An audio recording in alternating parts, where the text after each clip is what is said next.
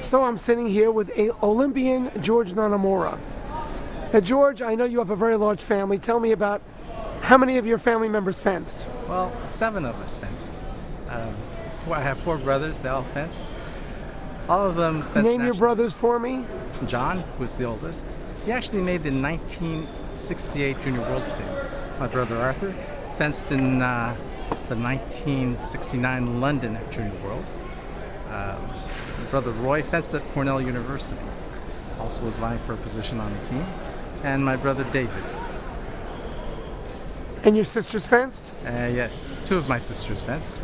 My sister Grace, who after winning a high school championship quit fencing, and my little sister Heidi, who after winning the under 14 title at the age of 11 quit fencing. Okay, how did your family get you started in fencing? My oldest brother had asthma, so they would go back to the doctor and ask them, well, which sport would be good for him to be in? And they come back with tennis and golf, and they said, no, those are outdoor sports, not a good fit for asthma.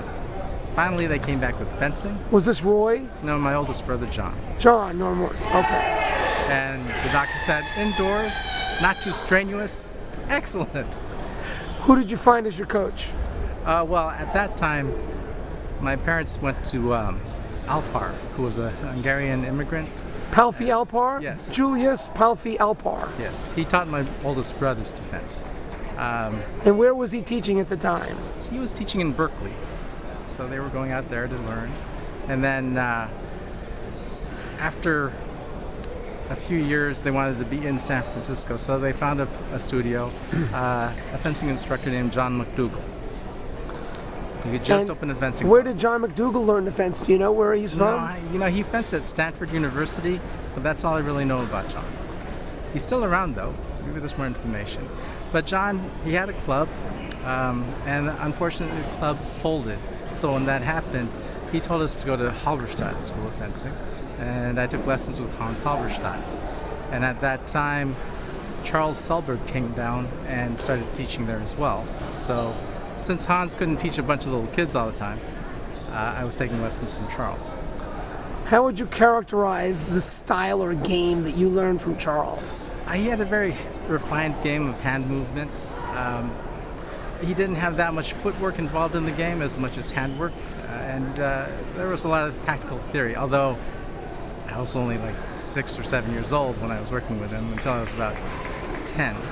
And what move would you say worked the best that he taught you, that you used? Oh gee, that's so far long ago, I couldn't even tell you. I mean, was his parry forward different than someone else showed you, or? I couldn't tell you that. I don't know. It's just technically he taught a basic French school technique, but it was fun. And after he left, he started teaching at Santa Cruz, University of California, Santa Cruz. When he started that, then they found Mike DeSaro, Sr., and he came in. Now, I can tell you more about him because he was more in my formative years, so And what did Mike give you? He gave me a very strong attack, a multiple coupe attack. And I rarely ever used it as an adult, but as a kid, I was blistering down the strip with Velespres and coupes. Now, I remember I was at a circuit event once, and somebody bet money on you. Do you remember this bet? Bet money? No. It was at a Los Angeles circuit, '87.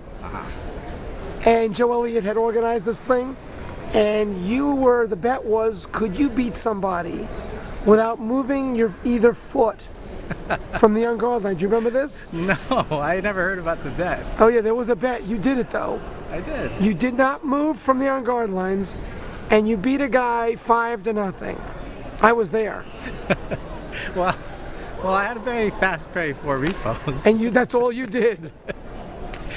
And if you weren't like Michael Marks or Greg Marcialis, I don't think anybody would ever get around it. So. Now, you took some lessons from Hans? Yes.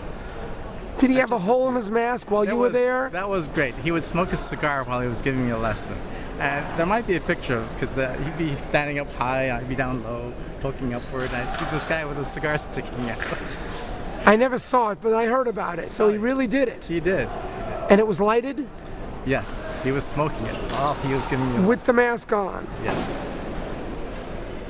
Interesting.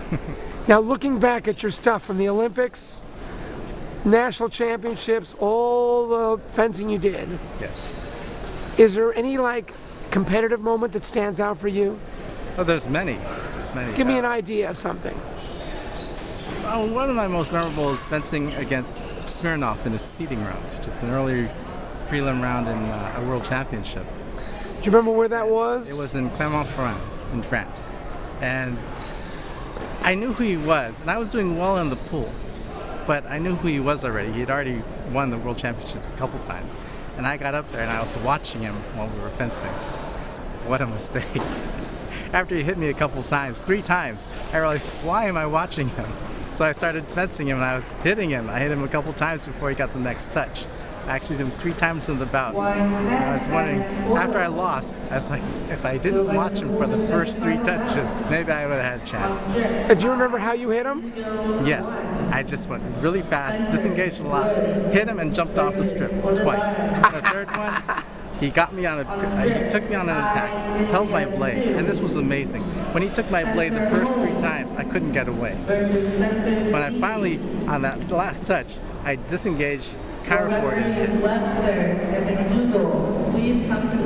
So the count of 4 he used. Yes. One of my favorite actions. Well, so besides that, is there anything in the United States that you did that you remember particularly, either winning or not winning, or stuff that stays in your head? Oh, there's a few bouts that stay in my mind. Not all of them were in national competitions, but I gotta think about some of the great ones, because I had a chance to fence with some great fencers like Okawa and Jan Drimba, some other world champions and very high-standing people. So those were some of my more favorite bouts. They're memorable because it was always a good fight with them. And now you've been officiating for years. Yes. What's your main reason to officiate? Well, this is my sport. I've been in it for a long time. It's been very good to me. So it's just my way of paying back to everything that this sport has done for me. Some people think, oh, you can't be that way about it, there's got to be more to it, but no. I have other stuff to do. I have a family, I have kids, you know. How many children do you have? I have 2 little kids. How old are they? 6 and 4, and they're a blast. And I hate being away from them, but I feel it's necessary for the more senior fencers now, in particular, the people retiring from the sport, to be more efficient. And now you've been a fireman now for how long? This will be my 18th year as a firefighter, and I'll be retiring in just a few years, hopefully. Do any of your other family members stay involved in fencing? Every now and then they float in and out of it, but really, no, I'm probably the last one. Well, George Nonomura, thank you for taking the time to talk to me. Well, thank you. Greatly appreciate it. You're a lovely person. You too.